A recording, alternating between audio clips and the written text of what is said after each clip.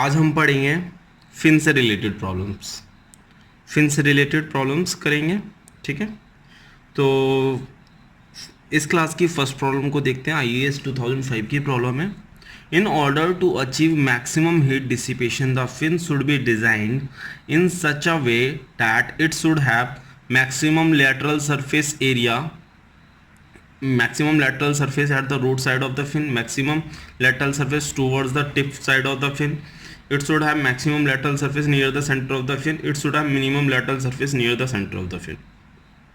My dear friends, देखिए fin आप अगर देखेंगे तो इस टाइप की फिन होती है, इस टाइप की देखेंगे आप, या आप इस टाइप की देखेंगे, ठीक है। ये सर्कुलर क्रॉस सेक्शन भी हो सकता है इसका और रेक्टेंगुलर क्रॉस सेक्शन भी हो सकता है, ठीक है। तो आप एक चीज़ तो नोटिस कर रहे होंगे कि जो मैक्सिमम एरिया है, मैक्सिमम एरिया वो रूट पर है। इसमें तो यूनिफॉर्म है through out the length, through out the length uniform है। लेकिन अगर मैक्सिमम देखा जाए तो वो हमारा रूट पर है। इसका क्या कंसेप्ट है माय डियर फ्रेंड? जो हमारी हीट कंडक्ट होती है, मीन्स फिन से हमारी हीट ट्रांसफ़र होगा, जो फिन से हीट ट्रांसफ़र जो हो रहा है, फिन से जो हीट ट्रांसफ़र हो रहा है वो यहाँ पर हीट कंडक्शन की फॉर्म में जा रहा है, हीट कंडक्शन की फॉर्म में, क्यू कंडक्शन। और माय डियर फ्रेंड्स, आपने पढ़ा ही है conduction is directly proportional to surface area, ठीक है। तो एरिया आपका कहाँ पर मैक्सिमम होना चाहिए? रूट पर, ठीक है। तो maximum lateral surface at the root side of the fin, A is the correct option. अच्छा, बाकी ऑप्शंस को भी देख लेते हैं। Towards the tip side of the fin, tip side of the fin ज़्यादा एरिया देने का कोई मतलब नहीं है। क्यों? देखिए, अगर आप सॉरी फिन का टेम्परेचर ड्रॉप देखेंगे, फिन का टेम्परेचर ड्रॉप, ठीक है, ये फिन किसी एम्बियंट में होगी। एम्बियंट का मैंने मान लिया टेम्परेचर टी इन्फिनिटी, रूट का टेम्परेचर मैंने मान लिया टी नॉट, ठीक है, टी नॉट। तो हमारा टेम्परेचर ड्रॉप कैसे होता है? एक्सपोनेंशियल फॉर्म में, like this. Temperature gradient continuously decrease करती जाती है। देखिए यहाँ पे ज़्यादा है, यहाँ पे और कम हो गई, यहाँ पे और कम हो गई। क्यों? क्योंकि यहाँ पे टेम्परेचर डिफरेंस मैक्सिमम है between T not and T infinity. जैसे जैसे विद स्पेस मूव करेंगे वैसे वैसे सरफेस का temperature, fin surface temperature decrease होता जाएगा। फिन सरफेस टेम्परेचर डिक्रीज होगा तो कन्वेक्शन के थ्रू, कन्वेक्शन में क्या होता है? कन्वेक्शन में टेम्परेचर डिफरेंस होता है, ये टेम्परेचर डिफरेंस डिक्रीज होता जाएगा। टेम्परेचर डिफरेंस डिक्रीज होगा तो क्या होगा? हीट ट्रांसफर डिक्रीज होता जाएगा। तो मीन्स रूट पर, ओ सॉरी टिप पर मिनिमम हीट ट्रांसफर होगा। इवन कुछ केसेस पे तो हम नेग्लिजिबल हीट ट्रांसफर मानते हैं, ठीक है। जब यहाँ पर रूट टिप पर मिनिमम है, ना के बराबर है, तो यहाँ पे मटेरियल ज़्यादा देने का मतलब क्या है? हमारी अननेसेसरी कॉस्ट बढ़ेगी। तो ना तो इकोनॉमी पॉइंट ऑफ व्यू से हमारे फेवर में और ना टेक्निकल पॉइंट ऑफ व्यू से फेवर में। तो टिप साइड पर तो देने का कोई लॉजिक है नहीं, तो ये ऑप्शन हो गया गलत, ठीक है, ये ऑप्शन हो गया गलत। बस आपको ये दो चीज़ें क्लियर करनी थी। जो मैक्सिमम लैटरल सरफेस एरिया होता है वो रूट साइड पे होता है और मिनिमम जो होता है वो टिप पर होता है। ये टेम्परेचर ड्रॉप देख सकते हैं। अच्छा, ये टेम्परेचर आपने बनाया, ठीक है, तो ये मैक्सिमम टेम्परेचर रूट पर है। ये मैंने लेंथ मान ली, length of the fin. Maximum temperature यहाँ होगा टी नॉट, और ये मिनिमम टेम्परेचर क्या होगा? ये मिनिमम टेम्परेचर जो एम्बियंट टेम्परेचर बचेगा टी इन्फिनिटी। एम्बियंट का टेम्परेचर तो बढ़ नहीं जाएगा क्योंकि वो तो एक हीट रिजर्वायर है, उसमें आप कितनी भी हीट देते जाइए ना के बराबर चेंज होगा। इवन चेंज भी वैल्यूएबल नहीं होगा, आप उसे कंसिडर ही नहीं कर पाएंगे, ठीक है। तो आपका कंसेप्ट क्लियर हो गया। तो now move on to next problem my dear friends. Come to second problem. IAS 1996 की प्रॉब्लम है। Addition of fin to the surface increases the heat transfer if under root h a upon k p is. My dear friends, अगर आप किसी fin को add कर रहे हो किसी सरफेस में, तो पहली चीज़ तो ये क्लियर होना चाहिए कि कहीं वो इंसुलेटर का वर्क तो नहीं कर रही है। और ये कहाँ से क्लियर होता है हमारा कि हमारी हीट ट्रांसफ़र इंक्रीज कर रहा है या इंसुलेटर का वर्क कर रहा है? Fin effectiveness. फिन इफेक्टिवनेस क्या होती है हमारी? 1/√HA/Kp for longer fin.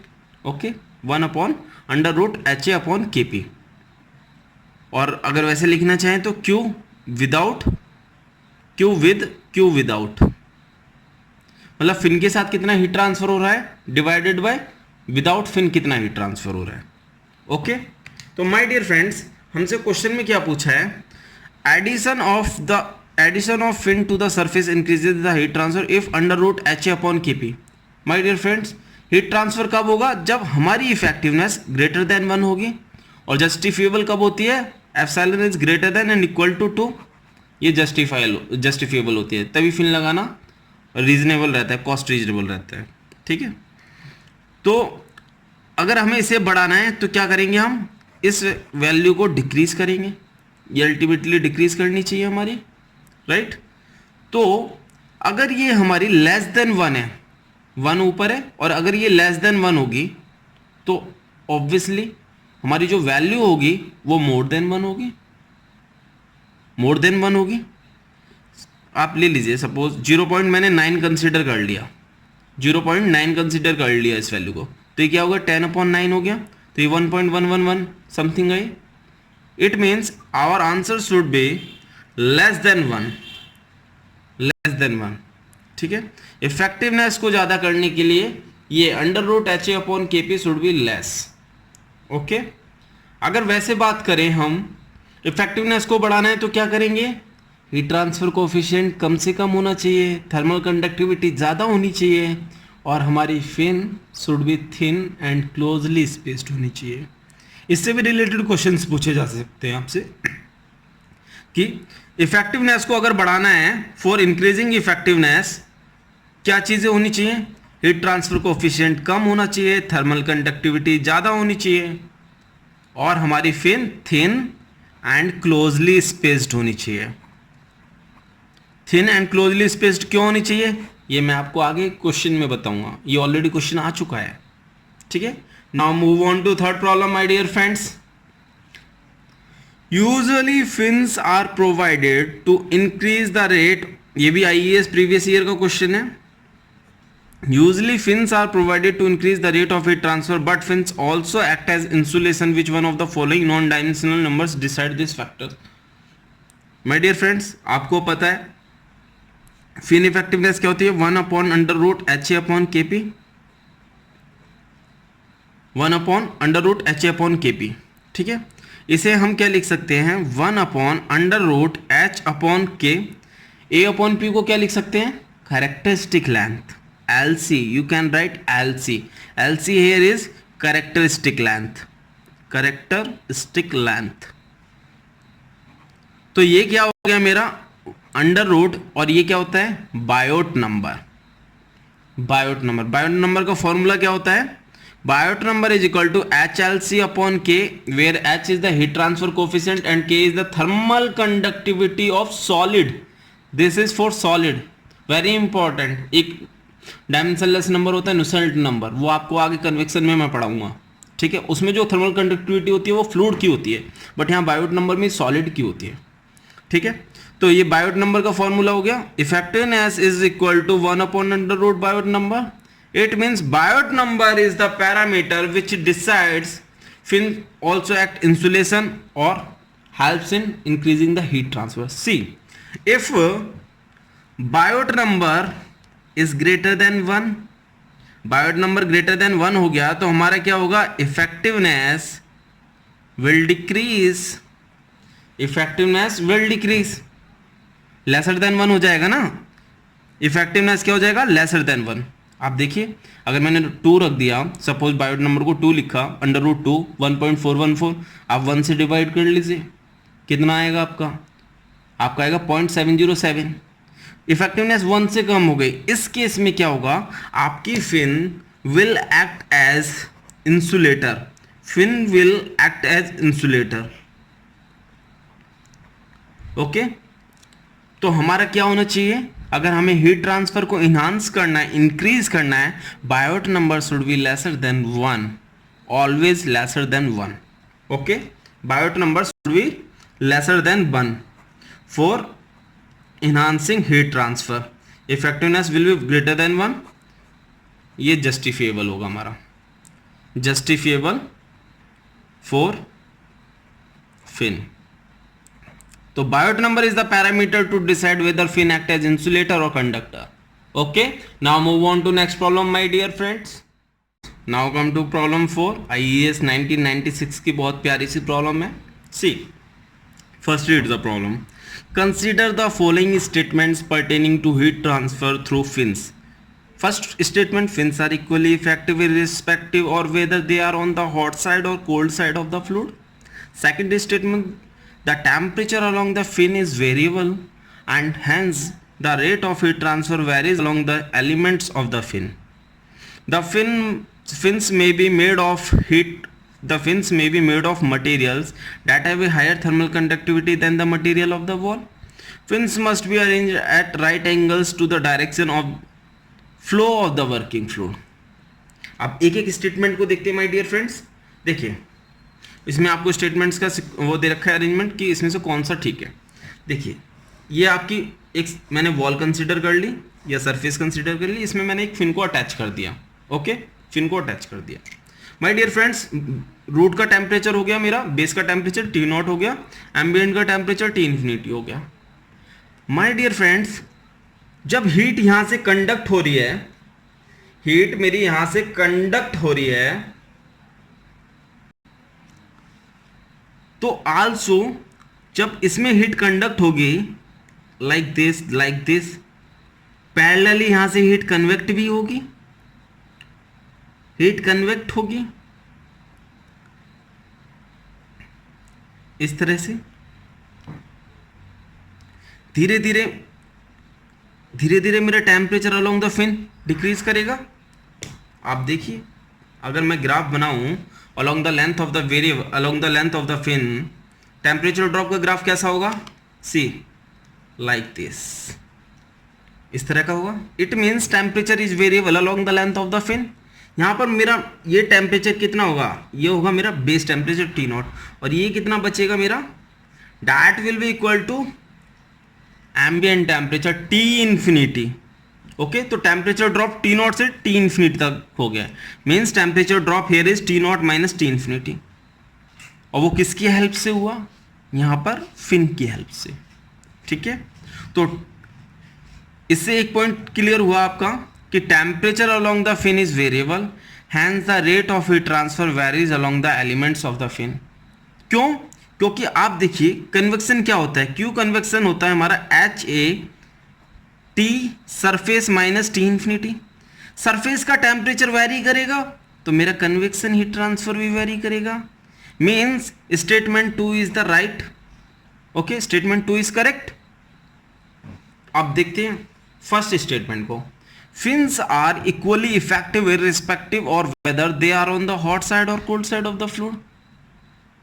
Suppose ये जो मेरा फ्लूइड है फिन के सराउंडिंग में T इन्फिनिटी, अगर इस फिन का टेम्परेचर 50 मान लिया मैंने, 50 डिग्री सेल्सियस मीन्स हॉट और 20 डिग्री सेल्सियस कोल्ड. पहले मैं इस वाली सिचुएशन को देख रहा हूँ, हायर टेम्परेचर हॉट साइड वाली, तो इससे क्या होगा, surface temperature difference will decrease, temperature difference will decrease. मैंने 50 मान लिया और बाद में मैं 20 कंसीडर कर रहा हूं, तो टेम्परेचर डिफरेंस इंक्रीज कर जाएगा. अगर मैं हॉट की जगह कोल्ड में रखूँगा तो हीट ट्रांसफर इन्हांस कर जाएगा. Right, suppose TS is constant. For example एक बार मान लो, वैसे कांस्टेंट नहीं होता, TS आपने एक वैल्यू मान ली 10, ठीक है, नहीं 10 नहीं, आप ज़्यादा ले लीजिए, 80 मान लीजिए फॉर एग्जांपल, क्योंकि higher to lower temperature heat transfer होगा. 8 टू मान लिया, पहले केस में आपने 50 माना, तो ये कितना डिफरेंस हुआ आपका 30. दूसरे केस में 80 माइनस 20, यहाँ कितना हुआ 60. My dear friends, more temperature difference more heat transfer, more temperature difference more heat transfer, जिसकी वजह से क्या होगा, फिन की इफेक्टिवनेस बढ़ेगी. इसलिए fins are equally effective. No, wrong, fins are not equally effective. तो ये हो गया आपका ऑप्शन गलत।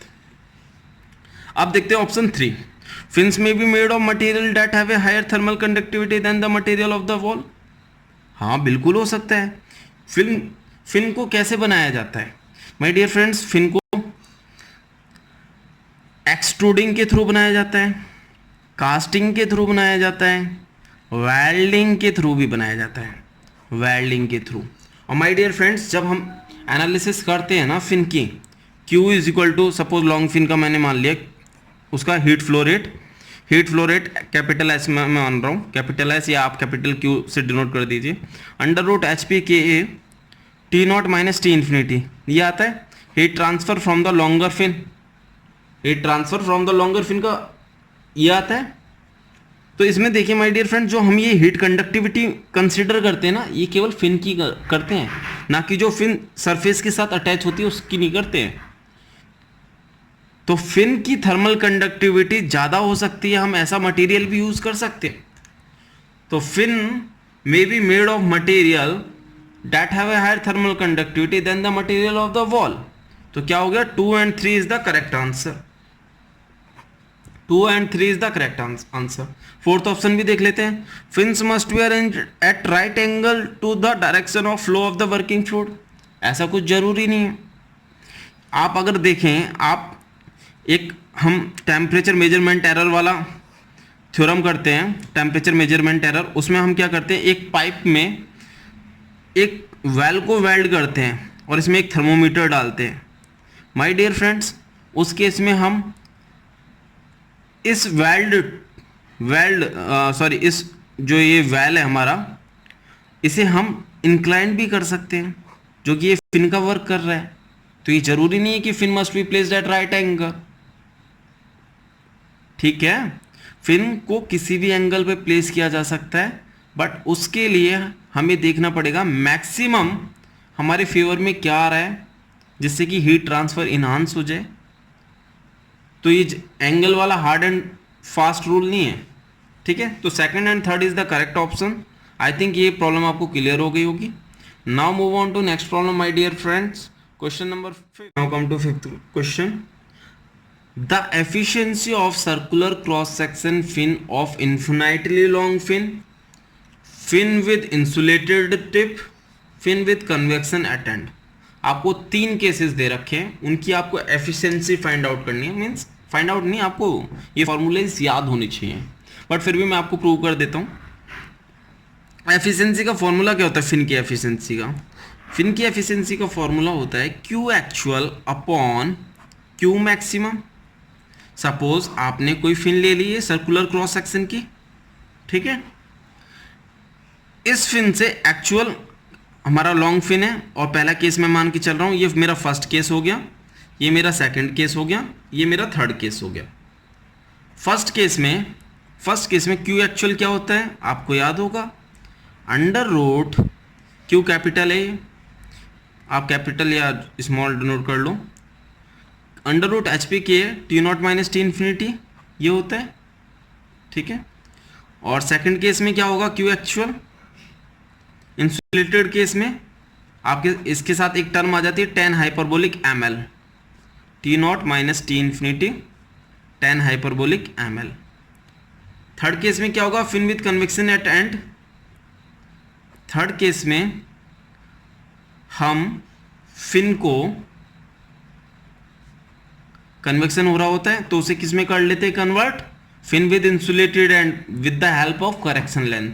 फॉर एग्जांपल ये मेरी फिन थी, पहले ये फिन थी, ठीक है, ये फिन थी, इसकी लेंथ L है, ठीक है। यहाँ कन्वेक्शन हो रहा है, मैं थर्ड केस लेकर चल रहा हूँ, ये कन्वेक्शन हो रहा है यहाँ पे एंड पर। तो इस फिन को अगर मुझे एंड को इंसुलेट वाले केस में कन्वर्ट करना है तो क्या करता हूँ मैं, इसे करेक्टेड लेंथ कन्वर्ट कर लेता हूँ, करेक्टेड लेंथ, और इसे इंसुलेट कर दिया, ये इंसुलेट कर दिया, इंसुलेट कर दिया। और करेक्टेड लेंथ क्या होती है, L C is equal to L plus A upon P, L C is equal to L plus A upon P, okay, L C is equal to L plus A upon P. तो इस case में मैं convert कर लेता हूँ, तो मेरा क्या फॉर्मूला होगा, सिंपली एल को मैंने एल सी से रिप्लेस कर दिया एक्चुअल हीट ट्रांसफर में। ओके, और मैक्सिमम हीट ट्रांसफर कब होगा, इसे वैसे इस तरह से दिखाते नहीं है, दिखाने का तरीका ये है, ये हो गई मेरी फिन और ये मैं क्रॉस सेक्शन को अलग से दिखा रहा हूँ, ये क्रॉस सेक्शन हो गया। ओके, फिन का क्रॉस सेक्शन। तो मैक्सिमम मेरी हीट ट्रांसफर कब होगा, जब इस मटेरियल की थर्मल कंडक्टिविटी इन्फिनिटी पहुंच जाए, इन्फिनाइट पहुंच जाए।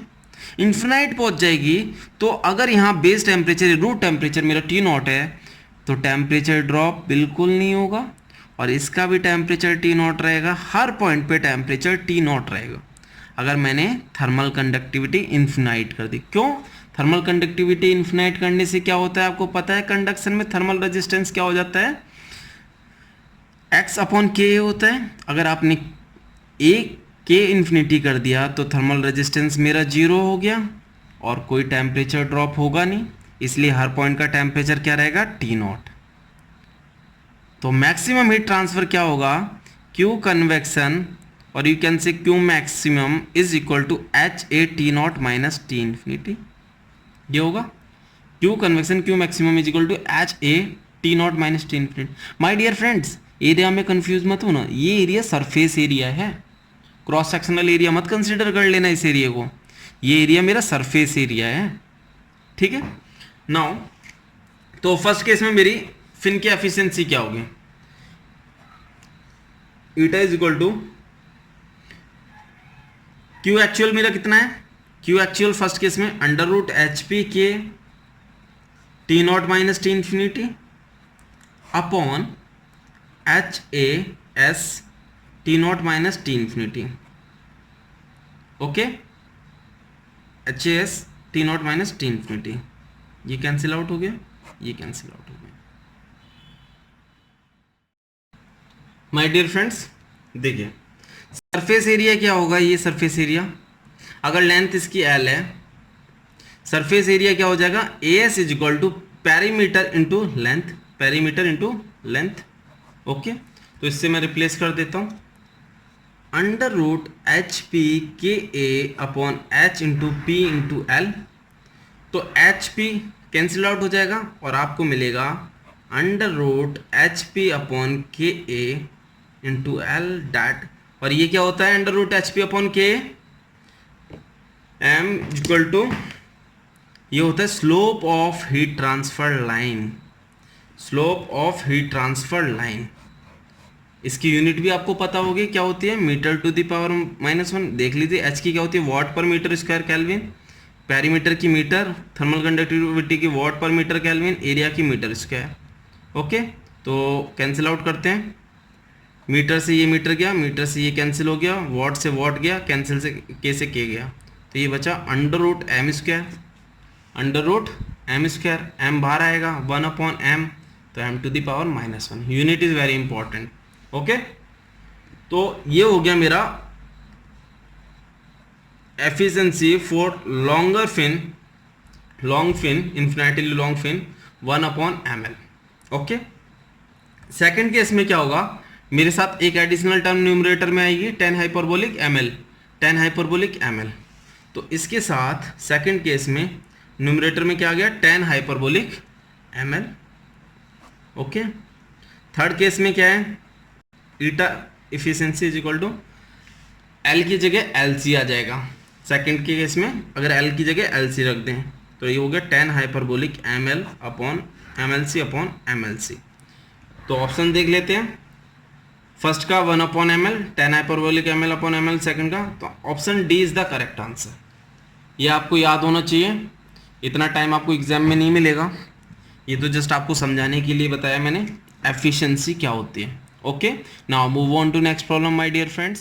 माय डियर फ्रेंड्स, अभी हमने एफिशिएंसी को देखा, फिन की एफिशिएंसी 3 केसेस में देखी, उसी पर बेस्ड एक प्रॉब्लम करते हैं।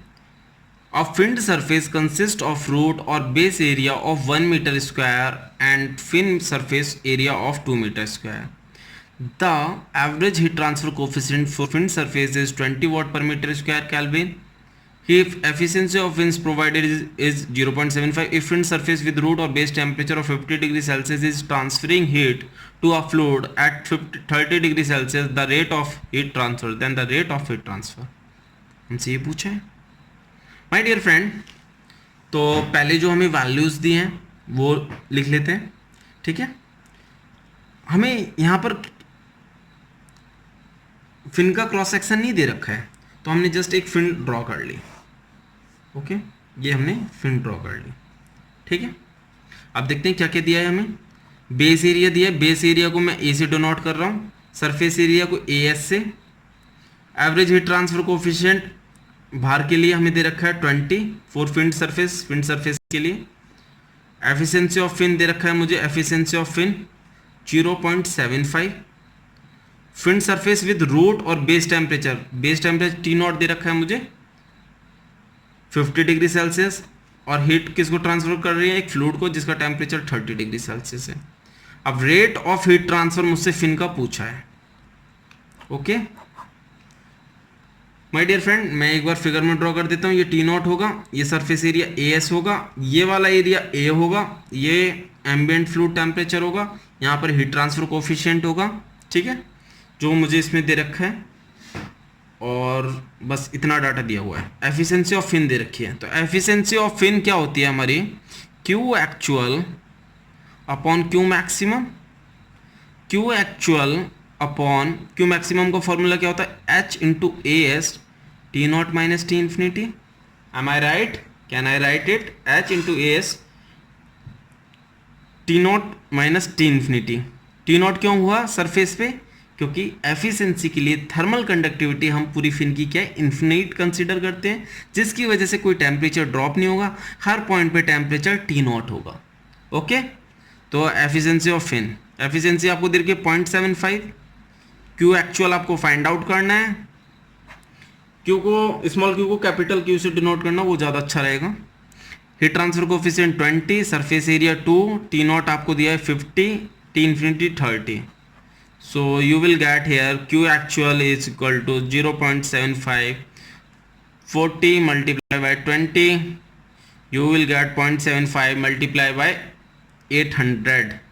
पॉइंट आफ्टर पॉइंट 2 डिजिट से वो 2 जीरो कैंसिल कर देंगे, you will get 8 5 जा 40, 8 7 जा 56, 600 watt. Okay, option d is the correct answer. आपको समझ में आ गया होगा, एफिशिएंसी अगर आपको दे रखी है, आपको एक्चुअल हीट ट्रांसफर कैसे निकालना है। Okay, now move on to next problem my dear friends. 7th problem, question क्या है, गेट 2010 की प्रॉब्लम है, गेट 2010 की problem. A fin has 5 mm diameter. जब एग्जाम में आप क्वेश्चन को पढ़ोगे, एक बार आप स्पीड में पढ़ लीजिए और तुरंत फिर डाटा आप लिखना स्टार्ट कीजिए। If fin has 5 mm diameter, 100 mm length, the thermal conductivity of fin material is 400 watt per meter Kelvin. One end of the fin is maintained at 130 degrees Celsius and its remaining surface is exposed to ambient air at 30 degrees Celsius. If the convective heat transfer coefficient is 40, the heat loss from the fin is पूछा है। My dear friends, इस problem में हमें ये clear नहीं हो रहा है फिन का केस कौन सा दे रखा है। जब ये क्लियर ना हो कि हमारा ना तो फर्स्ट केस है ना सेकंड केस है, मीन्स ना तो इन्फिनिटी लॉन्ग फिन दे रखी है और ना ही एडियाबेटिक वाला केस दे रखा है, एडियाबेटिक एट एंड, तो उस केस में हम थर्ड केस कंसीडर करेंगे। सपोज आपको ये फिन दे रखी है, राइट, इसकी आपने लेंथ L है, क्रॉस सेक्शन आपको इसका सर्कुलर दे रखा है। पहले मैं डाटा लिख लेता हूँ। डायमीटर आपको दे रखा है 5 mm, लेंथ आपको दे रखी है 100 mm, थर्मल कंडक्टिविटी आपको दे रखी है 400 watt per metre kelvin. One end of the fin is maintained at 130 degree, मतलब एंड, और remaining surface is expose to ambient air, and T not दे रखा है आपको 130 degree Celsius. Remaining surface is expose to ambient air, T infinity भी दे रखा है आपको, टी इन्फिनिटी दे रखा है आपको 30 degree Celsius. Convective heat transfer coefficient भी दे रखा है आपको H40। आपसे पूछा heat loss in watt. My dear friends, अगर हम थर्ड केस लेकर चलते हैं, थर्ड केस कौन सा था, केस थर्ड मैं आपको बता दूं, fin with convection at end वाला केस था हमारा। Okay, convection at end. Okay, तो इसमें हमारा क्या होता था, जो हम हीट निकालते थे, heat flow through the fin, वो क्या होता था, अंडर रूट एच पी के A T naught minus T infinity tan hyperbolic M L C characteristic length, characteristic length. तो माय डियर फ्रेंड्स, ये जो हमें केस दे रखा है, इसमें क्या करेंगे हम, इस फिन को एडियाबेटिक केस में कन्वर्ट करते हैं with the help of characteristic length. Means ये लेंथ अगर एल है तो ये वाली लेंथ, ये टोटल लेंथ कितनी हो जाएगी अब, एल सी, और ये क्या बची, ये रिमेनिंग लेंथ, ये होगी हमारी ए अपॉन पी, क्योंकि L C is equal to L, L C is equal to L plus A upon P होता है हमारा करेक्टरिस्टिक लेंथ। ठीक है, अब ये एंड हो गया इंसुलेटेड, इसलिए हमने जो एडियाबेटिक वाला केस होता है उसमें टेन हाइपरबोलिक एम एल होता है, एल की जगह एल सी कर दिया। ओके, तो पहले हम एल सी फाइंड आउट कर लेते हैं, क्या होगी एल सी, एल सी कितना होगा हमारा, ए अपॉन पी को सिंप्लीफाई करते हैं, ए अपॉन पी क्या होगा, pi by 4 D square pi D, right. तो ये पाई से पाई कैंसिल, डी से D, you will get A upon P is equal to D by 4, right. D by 4 की वैल्यू यहाँ पर निकालने का कोई मतलब नहीं है, नहीं निकालते, L plus D by 4। Okay, ये वैसे याद होना चाहिए, क्योंकि ऑब्जेक्टिव प्रॉब्लम होगी, वहाँ पे आपको कोई स्टेप्स तो लिखने नहीं है, आपको तो जल्द से जल्द आंसर लाना है। और आंसर कैसे आएगा, जब आप स्टेप्स को मिनिमम करोगे, बट स्टेप्स को मिनिमम करने के चक्कर में आपको क्वेश्चन गलत नहीं करना है, आंसर गलत नहीं करना है। एल कितना है हमारा 100 mm, तो मैं इसे मीटर में लिख रहा हूँ। डायमीटर कितना है 0.005 मीटर अपॉन 4। यूज कैलकुलेटर, क्योंकि गेट में तो कैलकुलेटर अलाउड होता है, तो आपको क्या करना है, कैलकुलेटर यूज करना है। ओके, क्योंकि एक भी पॉइंट गड़बड़ नहीं होना चाहिए। तो यहां पर आपका आ गया 0.10125 मीटर, ये हो गई आपकी करेक्टरिस्टिक लेंथ। ओके, अब ये देखिए, इसमें हमें एक एम भी फाइंड करना है। M slope of heat transfer line क्या होता है, under root H P upon K. Okay, H upon के, ए अपॉन पी को मैं क्या लिख सकता हूँ, यहाँ से मैं देख सकता हूँ डी बाई 4, तो ये हो गया 4 बाई डी। ओके, वैल्यू रख देते हैं, हीट ट्रांसफर कोफिशिएंट कितना दिया है 40, थर्मल कंडक्टिविटी 400, डायमीटर 0.005, वैल्यू आ गई इसकी 40 × 4, आप भी कैलकुलेटर यूज कर सकते हैं, 0.005, वैल्यू हुई 8.944 metre to the power -1। Okay, now put on the value, H कितना है आपका हीट ट्रांसफर कोफिशिएंट 40, पेरीमीटर कितना होगा पाई डी, डी आपका 0.005 है। ओके, थर्मल कंडक्टिविटी कितनी है आपकी 400, एरिया कितना होगा आपका pi by 4 D square, D कितना है आपका 0.005 का square. Okay, T naught minus T infinity, T naught minus T infinity कितना होगा आपका 100। Okay, 10 hyperbolic M L C कितना होगा 8.944, एल सी कितना है 0.10125। ओके, 0.10125। आप इसे आप कैलकुलेटर से सॉल्व कर दीजिए एक बार में। देखिए, मैं थोड़ा सिंप्लीफाई कर देता हूँ, ये 100 हो गया और ये क्यूब हो जाएगा। तो अब सॉल्व करते हैं, 100 pi multiply 0.005 cube into 0.005 into pi into 40 under root multiply by 100 multiply by hyperbolic 10 8.944 multiply by 0.10125, you will get 5.05 watt।